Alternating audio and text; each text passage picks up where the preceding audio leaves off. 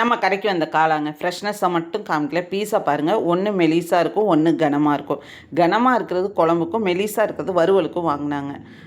என்னென்னா, இந்த மாதிரி மெலிசாக வறுவலுக்கு வாங்கினீங்கன்னா சட்டுன்னு வெந்துடும். ஆனால் ருசியாக இருக்குமானா இருக்காதுங்க. நீங்கள் எப்படி கேட்குறீங்களோ அதை மாதிரி தான் நாங்கள் பீஸ் போட்டு கொடுப்போம்.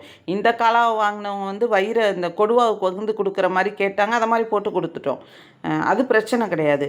என்னென்னா, நீங்கள் வறுக்கிறதுக்கும் கொஞ்சம் கனமாக வாங்கினீங்கன்னா தான் அதில் ஒரு ஈரத்தன்மை இருக்குங்க. மெலிசாக வாங்கினீங்கன்னா சட்டுன்னு மொறுமொறுன்னு ஆயிக்கும். மொறுமொறுன்னு தான் இருக்குமே ஒழிய சாப்பிட்றதுக்கு ஒரு டேஸ்ட் இருக்காதுங்க.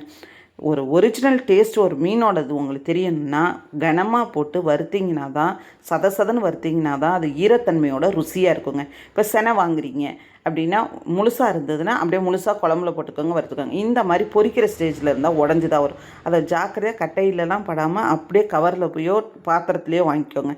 அந்த மாதிரி வாங்கிட்டு போய் வேஸ்ட் பண்ணாதீங்க. முட்டை, சின்ன வெங்காயம், பச்சை மிளகாவை போட்டு பொரியல் செஞ்சு சாப்பிடுங்க, அவ்வளோ ருசியாக இருக்கும்.